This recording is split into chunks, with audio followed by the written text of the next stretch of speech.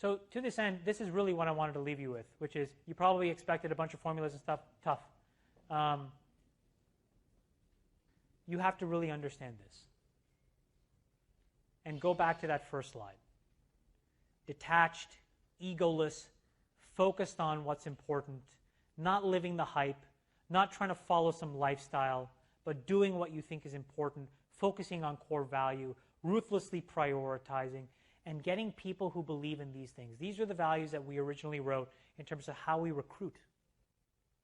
Again, may seem like a crazy thing, but for all the CEOs here, all of you people should be writing this down. This is how you should recruit. It worked for us. I give this to every single company I invest in. It works for most of them. And these are things that, in my mind, are so obvious, blindingly, glaringly obvious. And people make mistakes around these things all the time. A very high IQ, self-explanatory. A strong sense of purpose are people that will not buckle under short-term pressure. A relentless focus on success, just so competitive that you will do whatever it takes to win. Aggressive and competitive people who always respect the person but constantly challenge the idea. A high-quality bar that borders on perfectionism, just nothing is ever good. You win, something improves by 10 basis points, now it needs to improve by 20 basis points, now it needs to improve by 1%. That kind of living in that world is just a really great dynamic.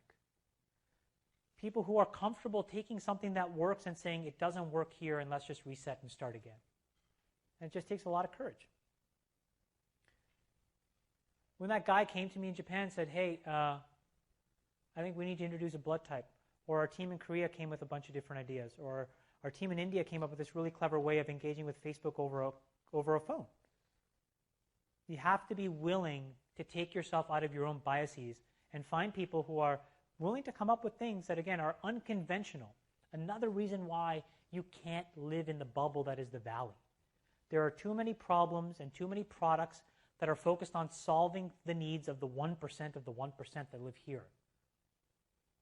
And the reality is there are 7 billion people in the world. Most have never even used a PC. Most are coming straight into a world of phones. They're living in an entirely different context. They have completely different socioeconomic paradigms. And you have to be able to be sensitive enough to empathize with where they're coming from. High integrity, I think, speaks for itself. It's really easy to kind of, focus on short-term results. And I just don't think there's enough of the long-term thinking. Being able to take some arrows along the way in the short term because you're trying to build something for the long term. And having a culture and set of values where that's rewarded.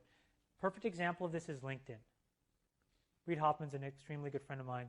That is an unbelievable company. Built over 10 years, 11 years of just working. Friendster comes out of nowhere. Reid didn't panic.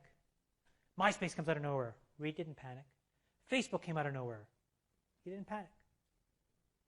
Just built a great product. He just kept working and working. Did not take the short, easy way out. And you have to respect that because when those guys win, they win. And they win in scale, and they win for a long time.